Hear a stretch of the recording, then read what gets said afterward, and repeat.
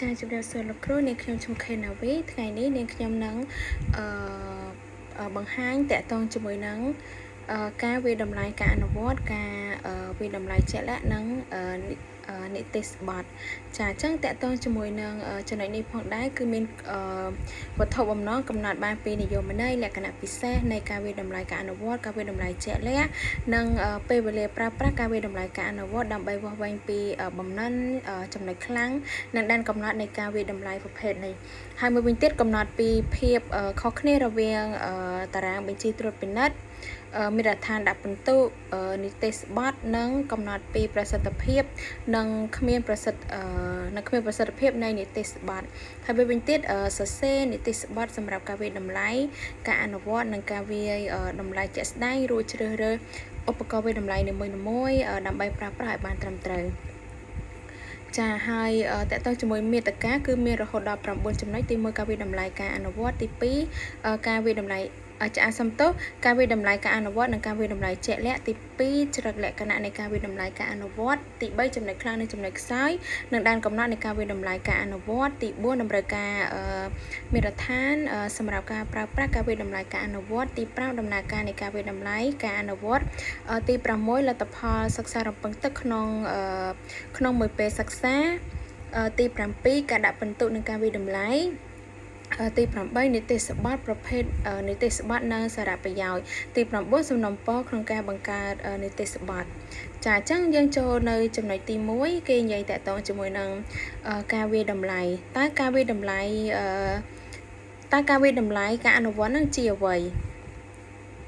ចាអញ្ចឹងការវិតម្លៃការអនុវត្តនឹងពាក់ព័ន្ធទៅនឹងគេហៅថាការបង្ហាញរបស់សិស្សលើផ្នែកគេហៅថាបំណិនឬសមត្ថភាពក្នុងការបង្កើតគេហៅថាផលិតផលការបង្កើតចម្លើយឬការធ្វើបទបង្ហាញអ្វីមួយចាអញ្ចឹងតកតងជាមួយនឹងការអនុវត្តនឹងគឺយើងត្រូវប្រាជ្ញាចំណេះដឹងដើម្បីយើងវាស់ស្ទង់តកតងជាមួយនឹងសមត្ថភាពហើយយើងយកចំណេះដឹងនឹងទៅធ្វើអ្វីមួយឬក៏គាត់មានបំណិនក្នុងការធ្វើអ្វីមួយដើម្បីបង្កើតអ្វីមួយចាហើយវិញទៀតតកតងជាមួយនឹងកិច្ចការអនុវត្តមានលក្ខណៈជាក់ស្ដែងអញ្ចឹងទី1ប៉ັດជាក់ស្ដែងប៉ັດថាម៉េចថាតើគាត់មានសមត្ថភាពប៉ັດទៅលើអ្វីទី2គេហៅថាមានការវិនិច្ឆ័យនិងច្នៃប្រឌិតទី3តម្រូវការឲ្យសិស្សធ្វើការងារទី4ផ្សារភ្ជាប់ទៅនឹងបទពិសោធន៍របស់មនុស្សពេញវ័យនៅកន្លែងការងារឬកន្លែងធ្វើការទី5វាតម្លៃសមត្ថភាពទី6ផ្ដល់ឱកាសពិនិត្យឡើងវិញអនុវត្តពិចារណាធនធាននិងទទួលបានព័ត៌មានត្រឡប់មកវិញចាហើយមួយទៀតតកតងជាមួយនឹងidentity assessment ឬក៏ identity អញ្ចឹងរបៀបថាពីរហ្នឹងគឺវាជាលើសការប្រឡងទៀតអញ្ចឹងលើសការប្រឡងបែបណាគឺលើសពីការប្រឡងដោយសារតែការសង្កេតការដាក់តាំងពីពណ៌ការធ្វើបទបង្ហាញផ្ទាល់មាត់ការពិសោធន៍ផលបត្តិការសម្ភាសនិងគម្រោងជាដើមចាឥឡូវយើងចូលចំណុចទី2តកតងជាមួយនឹងចរិតលក្ខណៈនៃការវិតម្លៃនៃការអនុវត្តចាអញ្ចឹងការវិតម្លៃការអនុវត្តគឺមានន័យថាសិស្សបញ្យល់ប្រាប់ហេតុផលនិងការពារសិស្សសម្ដែងបង្កើតឬក៏កសាងផលិតអ្វីមួយឬក៏ធ្វើអ្វីមួយហើយសិស្សប្រើប្រាស់បំណិនផ្ដល់ដើម្បីផ្ដល់ហេតុផលមួយវិញទៀតប្រើប្រាស់គំនិតសំខាន់និងចាំបាច់ដែលពាក់ព័ន្ធជាទូទៅចម្លើយវាមិនអាចមានមួយឯវាលើសពីមួយឯចាហើយតម្រូវឲ្យមាននីតិស្បត់និងលក្ខណៈវិនិច្ឆ័យច្បាស់លាស់សម្រាប់ការដាក់ពិន្ទុនិងការងារប្រកបដោយនិរន្តរភាពផងដែរចាអញ្ចឹងយើងចូលចំណុចទី3គឺចំណុចខ្លាំងនិងចំណុចខ្សោយហើយនឹងដែនកំណត់ការវិតម្លៃចំណុចខ្លាំងគឺវាស់វែងពីបំណិនក្នុងការបង្ហាញហេតុផលគ្រូប្រើលក្ខណៈវិនិច្ឆ័យជាក់លាក់សម្រាប់ការវិតម្លៃមួយទៀតមានការចូលរួមយ៉ាងសកម្មរបស់សិស្សលើកទឹកចិត្តសិស្សឲ្យចេះវិតម្លៃខ្លួនឯងការសិក្សាកាត់ឡើងកំឡុងពេលវិតម្លៃសង្កត់ធ្ងន់ទៅលើការអនុវត្តចំណេះដឹងចាអញ្ចឹងនៅពេលដែលគាត់មានចំណេះដឹងគឺគាត់យកចំណេះដឹងទៅអនុវត្តធ្វើអ្វីដែលគាត់ចង់ធ្វើមួយវិញទៀតគឺផ្សារភ្ជាប់ទៅនឹងជីវិតពិតចាហើយតកតងជាមួយនឹងចំណុចខ្សោយវិញគឺគេហៅថាពិបាកបង្កើតភាពជឿជាក់ឬក៏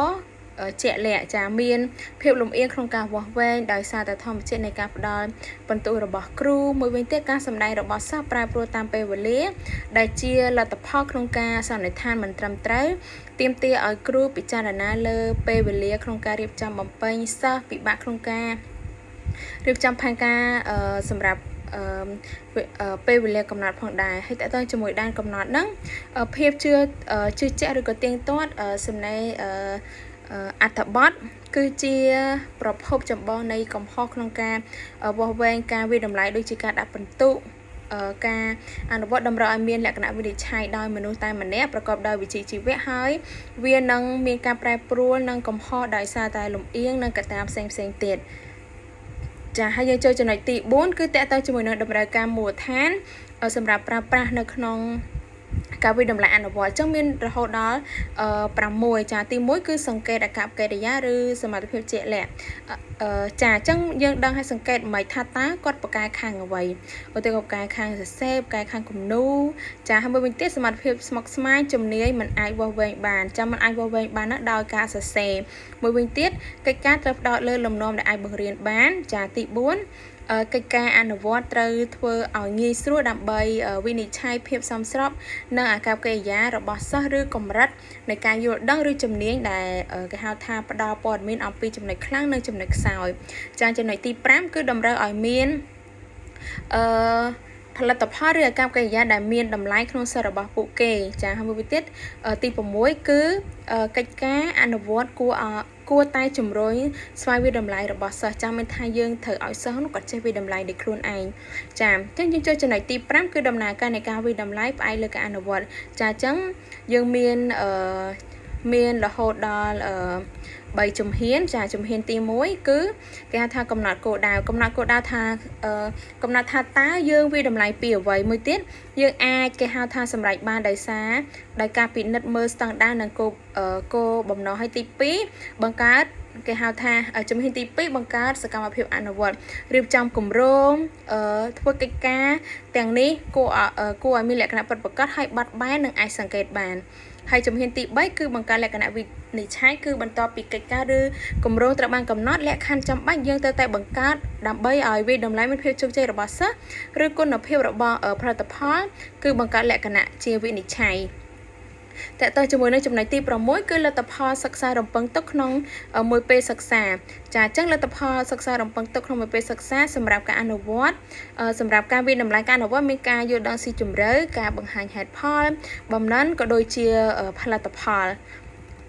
ចាអញ្ចឹងការយល់ដឹងស៊ីជម្រៅនោះយល់ដឹងស៊ីជម្រៅលើការវិតម្លៃអនុវត្តដោយផ្ដោតលើចំណេះដឹងនិងបំណិនចាហើយការបង្ហាញហេតុផលសិស្សនឹងប្រើបំណិនក្នុងការបង្ហាញហេតុផលនៅពេលដែលពួកគេបង្ហាញបំណិននិងបង្កើតផលិតផលអ្វីមួយចាមួយទៀតបំណិនសិស្សតម្រូវឲ្យបង្ហាញទំនាក់ទំនងការធ្វើបទបង្ហាញនិងបំណិនចិត្តចលករចាផលិតផលសិស្សបានគេហៅថាបង្កើតសំណេររបាយការណ៍និងកិច្ចការគម្រោងផ្សេងទី7ការដាក់ពិន្ទុនិងការវិតម្លៃអញ្ចឹងប្រភេទនៃការដាក់ពិន្ទុមានន័យគេខ្លះចាមានតារាងបញ្ជីត្រួតពិនិត្យមានដ្ឋានវិតម្លៃហើយនឹងនីតិបទហើយតើតើជាមួយនីតិបទនេះផងដែរគឺមាននីតិបទវិតម្លៃទិដ្ឋភាពរួមនិងនីតិបទវិតម្លៃផ្នែកលម្អិតចាហើយតើតើជាមួយនឹងចំណុចទីចំណុចទី8គឺតកតងជាមួយនឹងនីតិបទប្រភេទនីតិបទនិងសារៈប្រយោជន៍អញ្ចឹងតើអ្វីទៅជានីតិបទចានីតិបទគឺជាវិធីសាមញ្ញនិងមានគេហៅថាប្រសិទ្ធភាពបំផុតក្នុងការវិតម្លៃការដាក់ពិន្ទុលើការសម្ដែងចាហើយមួយវិញទៀតជាការណែនាំដាក់ពិន្ទុដែលរួមមានដ្ឋានដែលបង្ហាញពីកំណត់ផ្សេងៗនៃសមត្ថភាពផងដែរចាហើយដូចខ្ញុំនិយាយខាងដើមចឹងនីតិបទមាន2ប្រភេទទី1នីតិបទវិតម្លៃទិដ្ឋភាពរួមទី2នីតិបទវិតម្លៃផ្នែកលម្អិតចាអញ្ចឹងយើងចូលចំណុចមួយទៀតគឺតកតងជាមួយនឹងចំណុចទី9គឺសំណុំពរមួយចំនួនក្នុងការបង្កើតនីតិបទចាអញ្ចឹងតកតងជាមួយនីតិបទល្អបំផុតនៅពេលដែលយើងរួមបញ្ចូលដំណើរការ2ឬក៏3បញ្ចូលគ្នាចាវាមានប្រយោជន៍ក្នុងការចាប់ផ្ដើមដោយមានការបញ្ជាក់ ពីរបៀបកំណត់វិន័យ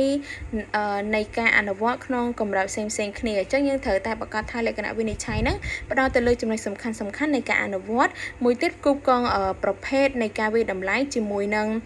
គោលបំណងនៃការវិតម្លៃមួយទៀតគឺការពិពណ៌នាអំពីលក្ខណៈវិនិច្ឆ័យគួរតែអាចសង្កេតបានដោយផ្ទាល់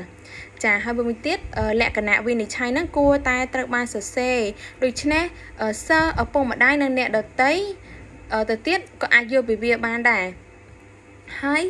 មួយវិញទៀតមានវិធានការសមស្របដើម្បីកាត់បន្ថយកំហុសក្នុងការដាក់ពិន្ទុចាហើយមួយទៀតគឺប្រព័ន្ធដាក់ពិន្ទុត្រូវតែអាចធ្វើទៅបានចាអញ្ចឹងតកតងជាមួយនឹងចំណុចនេះផងដែរគឺខ្ញុំមានតែប៉ុណ្្នឹងទេចាអរគុណលោកគ្រូ